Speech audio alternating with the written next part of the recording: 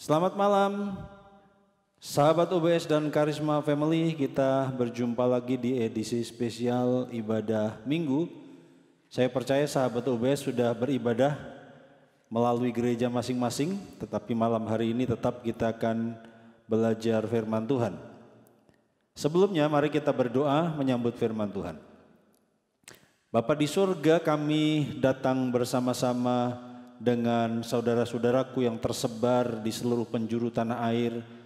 Malam hari ini kami menyimak program ini, kami beribadah bersama-sama. Kami terus akan mendengarkan suara kebenaran-Mu, sebab firman-Mu adalah kehidupan. Firman-Mu yang menolong kami, firman-Mu yang memberi kami kekuatan dan penghiburan. Berkati ibadah dan pemberitaan firman Tuhan sehingga kami terus dibangun olehnya. Dalam nama Yesus kami sudah berdoa. Amin. Nah, Bapak Ibu Saudaraku yang sudah mengikuti pujian, mengikuti dua lagu. Dan dua lagu itu semuanya bertema tentang api kemuliaan. Pujian yang pertama mengajak kita dengan api kemuliaan itu, ada panggilan untuk umat Tuhan dari seluruh penjuru bumi untuk menyembah Tuhan dan kemudian bersatu mengangkat tinggi panji Tuhan dan kemudian bergerak maju mempergunakan seluruh senjata Allah. Dan biarlah dengan api kemuliaan Tuhan itu gereja dibangkitkan. Dan pujian yang kedua memberitahukan kepada kita bahwa api kemuliaan itu juga bisa muncul di hati kita. Dan kemudian itu membakar hati yang rindu melayani Tuhan sampai seluruh negeri ini penuh kemuliaan. Karena itu saya ingin mengajak kita membaca Lukas pasal 24 ayat 13 sampai 36. Agak panjang pembacaan kita, tetapi kita tidak akan membaca satu kali. Lukas 24 ayat 13 mulai. Demikian firman Tuhan. Pada hari itu juga dua orang dan dari murid-murid Yesus pergi ke sebuah kampung bernama Emmaus yang terletak kira-kira 7 mil jauhnya dari Yerusalem. Iya, cerita ini lazim dikhotbahkan dalam minggu-minggu kebangkitan dan hari-hari ini kita masih memperingati kebangkitan Yesus sebenarnya. Tetapi saya berharap ada hal-hal yang baru yang kita bisa ambil dan itu mengobarkan hati dari saudaraku dan sahabatku semuanya. Dikatakan pada hari itu juga. Pada hari apa? Pada hari kebangkitan Yesus. Jadi cerita di atasnya terjadi kehebohan, ada berita yang mengatakan murid-murid melihat kubur itu kosong. Dan kemudian berita itu tersebar dan mewarnai pemberitaan di kota Yerusalem. Nah, pada hari yang sama, pada hari Minggu itu ada dua orang dari murid-murid Yesus pergi ke sebuah kampung bernama Emmaus. Di manakah Emmaus? Tentu di luar kota Yerusalem dan dijelaskan di sana terletak kira-kira 7 mil jauhnya dari Yerusalem. Nah, dua murid itu nanti kita akan melihat salah satu bernama Kleopas, yang satu tidak disebutkan. Mereka berjalan keluar dari Yerusalem ke Emmaus dan jarak 7 mil dari kota Yerusalem kalau kita konversikan ke dalam kilometer itu kira-kira 11 kilometer lebih. Jadi kalau di situ dipakai kata kira-kira 7 mil, berarti bisa kurang bisa lebih. Anggaplah saja 12 kilometer. Jadi Emmaus kira-kira berjarak 12 kilometer dari kota Yerusalem. Kita lanjutkan pembacaan kita, ayat 14 sampai 16. Dan ketika mereka bercakap-cakap tentang segala sesuatu yang telah terjadi, ketika mereka sedang bercakap-cakap dan bertukar pikiran, datanglah Yesus sendiri mendekati mereka lalu berjalan bersama-sama dengan mereka. Tetapi ada sesuatu yang menghalangi mata mereka sehingga mereka tidak dapat mengenal Dia. Bapak, Ibu dan saudaraku, dikatakan di sana ayat 14 mereka bercakap-cakap tentang segala sesuatu yang telah terjadi.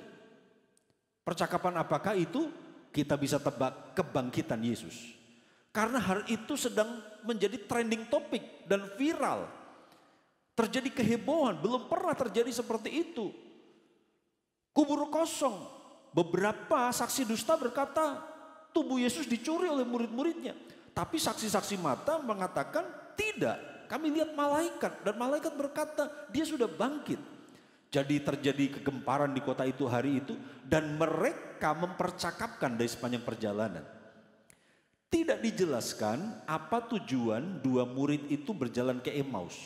Tetapi ada kemungkinan mereka ingin menenangkan diri dari kehebohan yang terjadi.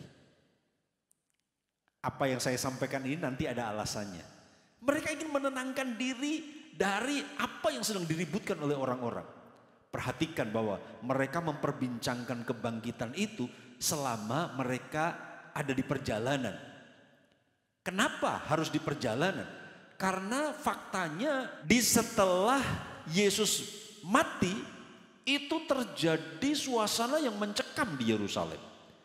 Murid-murid menjadi takut bahwa mereka akan menjadi korban berikutnya.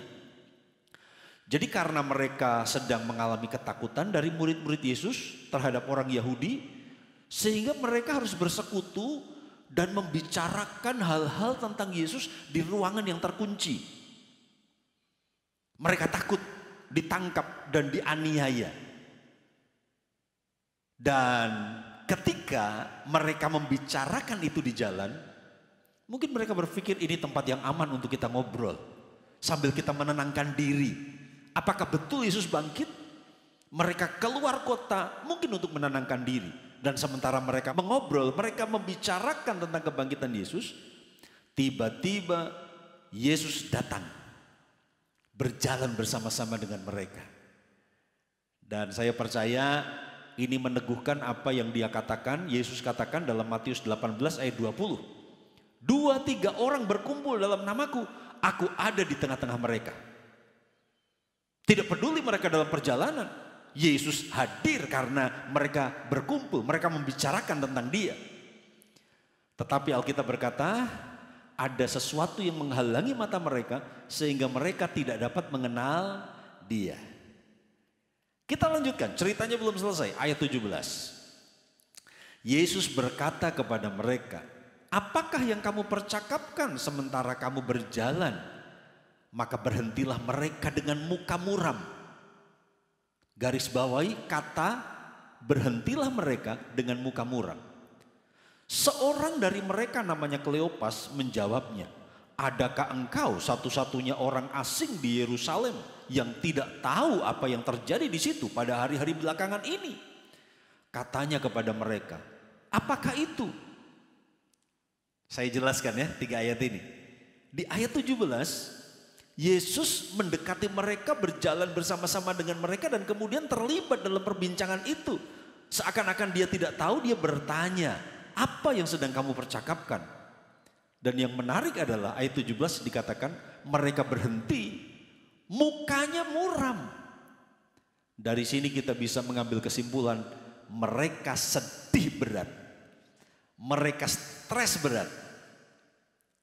Sahabat OBS dan Karisma Family, bayangkan bahwa ketika 2 orang asik berjalan, asik bercakap-cakap tentang sebuah topik, kemudian ada orang ketiga yang bertanya, orang ketiga ini tidak tahu apa yang diperbincangkan. Kemudian orang ketiga ini bertanya, apa yang sedang kamu perbincangkan? Mereka berhenti berjalan. Itu menunjukkan bahwa mereka tidak menduga bahwa ada orang asing yang tidak tahu berita viral, berita heboh yang sedang terjadi. Mereka berhenti, tetapi dengan ekspresi muka muram. Sekali lagi ini menunjukkan mereka sedang sedih berat, mereka stres, mereka tidak tahu apa yang terjadi. Mereka kehilangan Yesus dan sekarang katanya bangkit, tetapi mereka masih ragu dengan berita itu. Nah, kalimat di ayat 18 yang mengatakan Kleopas dia bertanya kepada Yesus, apakah engkau satu-satunya orang asing di Yerusalem yang tidak tahu apa yang terjadi pada hari-hari belakangan ini? Nah, kalimat itu menunjukkan bahwa berita kebangkitan Yesus itu sedang ramai diperbincangkan. Sehingga Kleopas merasa aneh jika ada orang yang tidak tahu berita itu. Bahkan sekalipun dia orang asing. Jadi dengan kata lain sebenarnya Kleopas sedang berkata, kamu ini aneh, kamu satu-satunya orang yang tidak tahu berita yang sedang diperbincangkan oleh orang banyak. Orang asing pun bisa tahu apa yang sedang terjadi karena ini peristiwa yang sangat aneh. Kita lanjutkan ya ayat 19 tadi. Katanya kepada mereka, kata Yesus kepada mereka, apakah itu? Jawab mereka, apa yang terjadi dengan Yesus orang Nazaret? Dia adalah seorang nabi yang berkuasa dalam pekerjaan dan perkataan di hadapan Allah dan di depan seluruh bangsa kami. Tetapi imam-imam kepala dan pemimpin-pemimpin kami telah menyerahkan dia untuk dihukum mati dan mereka telah menyalibkannya. Ketika Yesus bertanya, apa itu? Apa yang heboh? Berita apa yang sedang heboh, yang sedang menggemparkan itu? Kemudian Kleopas mencoba menjelaskan kepada Yesus yang pura-pura tidak tahu ini. Dia berkata, apa yang terjadi dengan Yesus orang Nazaret? Dan fakta yang ditunjukkan oleh Kleopas adalah Yesus itu nabi yang berkuasa dalam pekerjaan dan perkataan. Jadi Kleopas mengakui bahwa Yesus itu dahsyat dalam pekerjaan, dalam perkataan. Di hadapan Allah dan di depan seluruh bangsa kami. Jadi Kleopas rupanya dia punya ekspektasi yang tinggi terhadap Yesus. Dia begitu kagum dengan Yesus sebagai pribadi yang berkuasa dalam pekerjaan dan perkataan. Kemudian bukan hanya di hadapan Allah tetapi juga di depan seluruh bangsa. Di depan Tuhan, Bapa, di depan manusia. Yesus adalah orang yang berkuasa.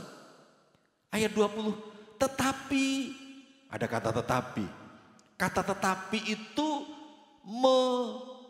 membuat tidak berarti pernyataan sebelumnya. Tetapi imam-imam kepala dan pemimpin-pemimpin kami telah menyerahkan dia untuk dihukum mati. Dan mereka telah menyalibkan dia. Jadi rupanya Bapak Ibu, sahabatku, Karisma Family dan sahabat OBS, rupanya ada keputusasaan dan penyesalan dari diri Kleopas ini. Dia berkata, saya sangat mengagumi Yesus sebagai orang yang berkuasa, hebat dia. Dia didengarkan oleh Tuhan loh. Ketika dia berdoa, mujizat terjadi. 5 roti 2 ikan untuk makan 5.000 orang. Orang sakit disembuhkan, setan diusirkan. Dia didengar oleh surga dan juga menjadi kehebohan di depan manusia. Tetapi ya dia sudah mati. Mereka belum percaya bahwa Yesus bangkit. Ayat 21. Padahal kami dahulu mengharapkan bahwa dialah yang datang untuk membebaskan bangsa Israel. Tetapi sementara itu telah lewat 3 hari sejak semuanya itu terjadi. Kita bisa lihat apa saudaraku? Ada harapan yang tidak tercapai. Oke, sekarang kita berhenti sejenak untuk melihat apa yang sudah kita pelajari. Mereka sedih berat, mereka stres berat, dan kemudian ada keputusasaan, ada penyesalan. Mereka tahu Yesus pribadi yang maha mampu dan luar biasa, tetapi mati. Dia berkata, padahal kami dahulu mengharapkan. Berarti di saat pembicaraan itu terjadi, harapan itu seperti runtuh. Kami dulu mengharapkan. Jadi dengan kata lain, sekarang harapan kami sirna. Karena sudah lewat 3 hari sejak semuanya itu terjadi. Dengan bahasa lain, sudah 3 hari dia mati. Kami bisa berharap apa lagi? Ayat 22 sampai 24. Tetapi beberapa perempuan dari kalangan kami telah mengejutkan kami. Pagi-pagi buta mereka telah pergi ke kubur dan tidak menemukan mayatnya. Lalu mereka datang dengan berita bahwa telah kelihatan kepada mereka malaikat-malaikat yang mengatakan bahwa ia hidup. Dan beberapa teman kami telah pergi ke kubur itu dan mendapati bahwa memang benar yang dikatakan perempuan-perempuan itu. Tetapi dia tidak mereka lihat. Bapak Ibu, saudaraku, mengejutkan ya. Faktanya Kleopas ini dia sudah dengar loh berita kebangkitan Yesus. Dia sudah dengar berita kebangkitan dari beberapa saksi. Ada teman-teman kami perempuan-perempuan lihat kuburnya kosong. Dan kemudian malaikat-malaikat mengatakan bahwa dia hidup. Itu terlihat dari ayat 24. Memang benar yang dikatakan perempuan-perempuan itu. Tetapi dia tidak mereka lihat. Aneh Bapak Ibu. Kleopas berkata perempuan-perempuan itu sudah menjadi saksi dan perkataan mereka benar. Jadi saya melihat keraguan-raguan Bapak Ibu dari diri Kleopas. Dia sudah dengar berita kebangkitan dari saksi teman-teman perempuan dan murid-murid yang lain. Tetapi kemudian dia berkata sudah 3 hari. Sejak semuanya itu terjadi dia masih mati. Jadi antara percaya dan antara tidak itu terjadi dalam diri Kleopas. Dia sudah dengar berita kebangkitan itu dari beberapa saksi langsung. Tetapi dia masih tidak percaya. Karena itu barangkali seperti analisa saya tadi. Mungkin dia stres berat dan kemudian dia keluar dari Yerusalem. Ingin menenangkan diri di desa kecil yang bernama Emmaus. Ingin beristirahat di sana. Ayat 25 sampai 27. Lalu Yesus berkata kepada mereka, hai kamu orang bodoh, betapa lambannya hatimu sehingga kamu tidak percaya segala sesuatu yang telah dikatakan para nabi. Bukankah Mesias harus menderita semuanya itu untuk masuk ke dalam kemuliaannya? Lalu Yesus menjelaskan kepada mereka apa yang tertulis tentang dia dalam seluruh kitab suci, mulai dari kitab-kitab Musa dan segala kitab nabi-nabi.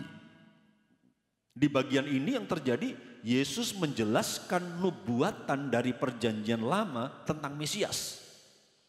Apa yang perjanjian lama yang Alkitab katakan tentang Mesias. Dan kemudian ini menjelaskan sekali lagi kepada kita ya, bahwa Alkitabnya Yesus dan Alkitab murid-murid, Alkitab orang Yahudi saat itu adalah Alkitab perjanjian lama. Karena Yesus menjelaskan ayat-ayat perjanjian lama tentang Mesias kepada Kleopas dan satu murid yang lain. 28. Mereka mendekati kampung yang mereka tuju, lalu ia berbuat seolah-olah hendak meneruskan perjalanannya. Tetapi mereka sangat mendesaknya katanya, tinggallah bersama-sama dengan kami. Sebab hari telah menjelang malam dan matahari hampir tenggelam. Lalu masuklah ia untuk tinggal bersama-sama dengan mereka. Dari ayat ini kita melihat memang tujuan mereka menginap di Emmaus. Karena ketika Yesus pura-pura ingin melanjutkan perjalanannya, mereka mendesak, tinggal saja dengan kami. Sebab hari telah menjelang malam dan matahari hampir terbenam. Sangat berisiko untuk mengadakan perjalanan malam di masa zaman itu. Jadi nginep saja, tinggal saja bersama-sama dengan kami. Beristirahatlah lebih dahulu. Jelas ya, tujuan mereka menginap. Lalu kemudian setelah Yesus kemudian memutuskan untuk tinggal, terjadi makan bersama ayat 30 dan 31. Waktu ia duduk makan dengan mereka, ia mengambil roti, mengucap berkat, lalu memecah-mecahkannya dan memberikannya kepada mereka.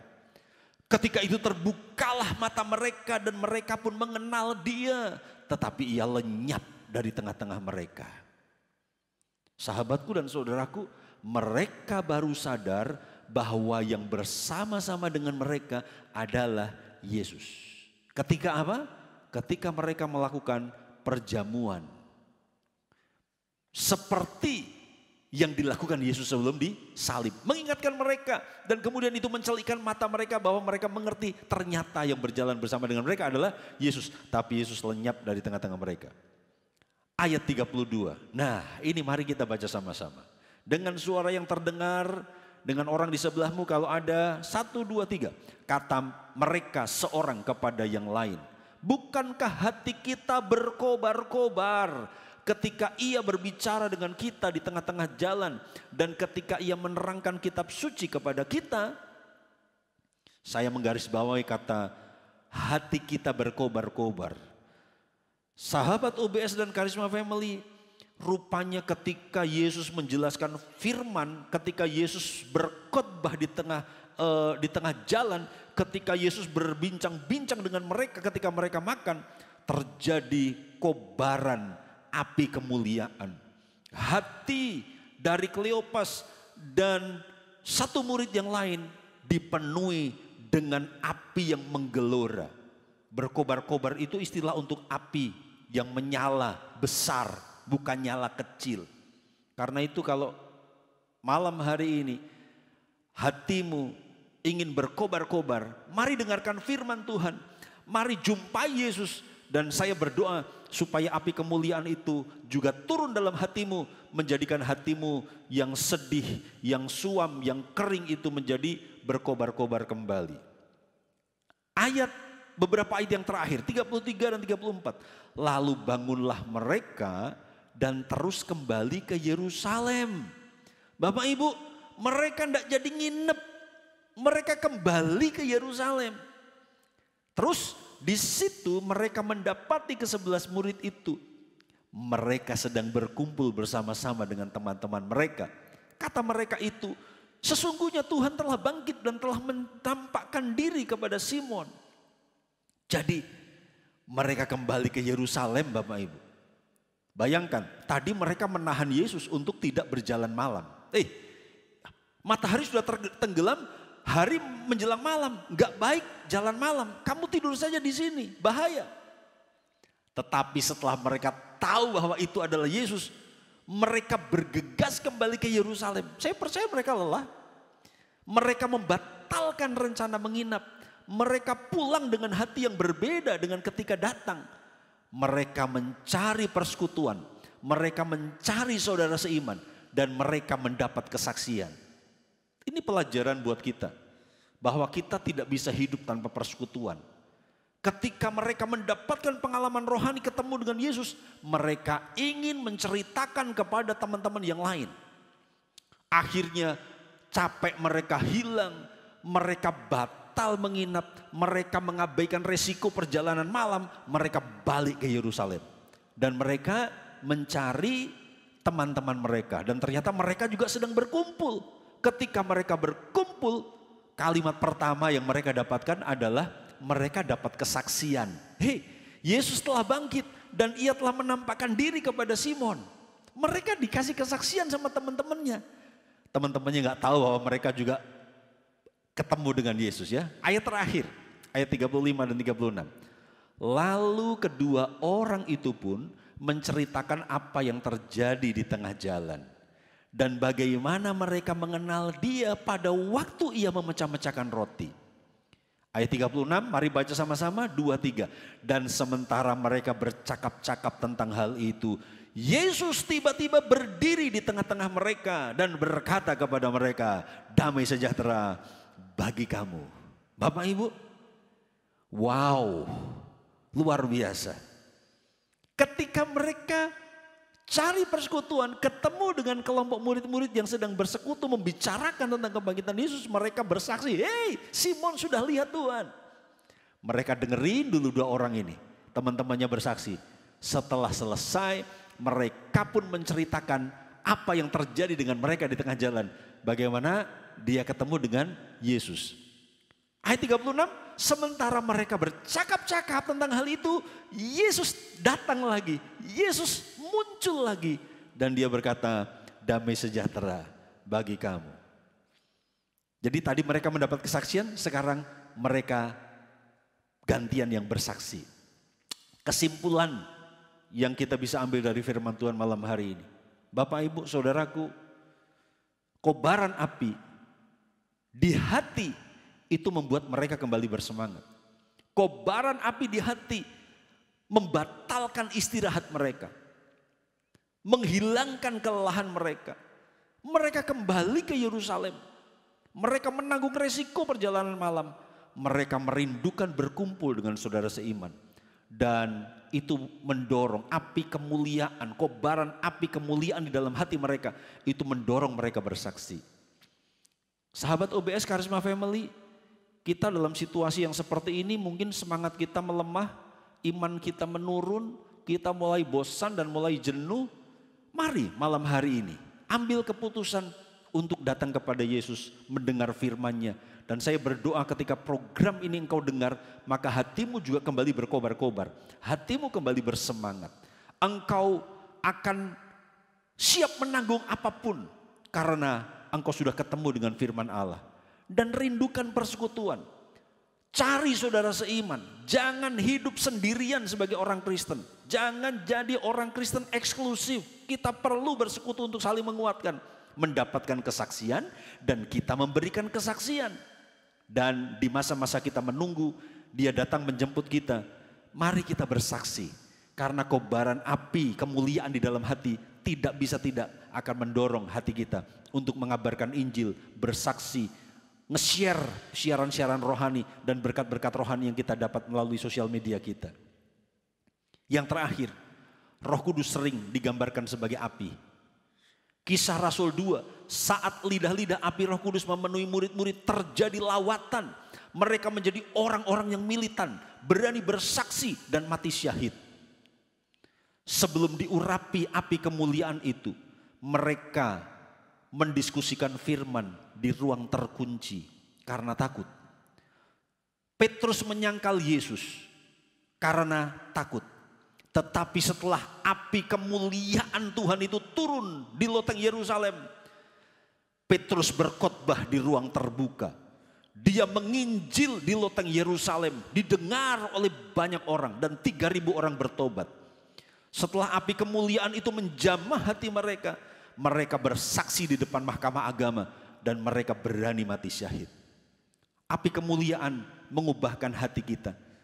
Kuasa firman Tuhan membuat hati kita berkobar dan itu akan mengubahkan semangat kita yang lemah itu dijadikan semangat yang kuat kembali. Saudaraku, sahabatku, mari bangkit dan biarkan kita akan terus maju menantikan Yesus menjemput kita. Tuhan menolong kita. Amin firman Tuhan. Mari kita berdoa. Bapa di sorga, kami mengucap syukur kami sudah dengar firman-Mu dan biarkan ketika siaran ini didengarkan ada kobaran dalam hati umat-umat-Mu. Hati mereka diubahkan dari susah menjadi sukacita, dari lemah menjadi kuat. Tuhan, dari stres menjadi hati yang terhibur dan mereka sekarang bangkit dari keterpurukan mereka. Iman mereka diperbaharui.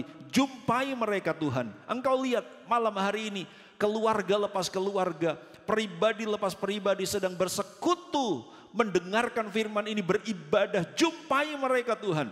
Kalau perlu Engkau ada di sebelah mereka, tepuk-tepuk pundak mereka, bebat hati mereka, usap dan hapus air mata mereka, dan biarkan mereka menjadi orang-orang yang dihiburkan, bangkit karena mereka mengerti Engkau tidak mati, Engkau hidup, Engkau menyertai kami, Engkau tidak tinggal diam. Urapi dengan api kemuliaan-Mu dan biarkan mereka terus rindu melayani Tuhan. Dalam nama Yesus, diberkati, dipulihkan, disembuhkan, dijamah, diubahkan. Haleluya. Amin. Tuhan memberkati. Dan bagi yang mau melanjutkan dengan pujian dan penyembahan respon firman, silahkan terus nikmati hadirat Tuhan. Tuhan sementara bekerja dalam hidupmu. Tuhan memberkati. Sampai seluruh negeri ini, sampai seluruh negeri ini, sampai seluruh bumi ini dipenuhi api kemuliaan-Mu. Sampai seluruhnya Tuhan buat negeri dan bumi ini. Seluruh negeri ini, sampai seluruh bumi ini dipenuhi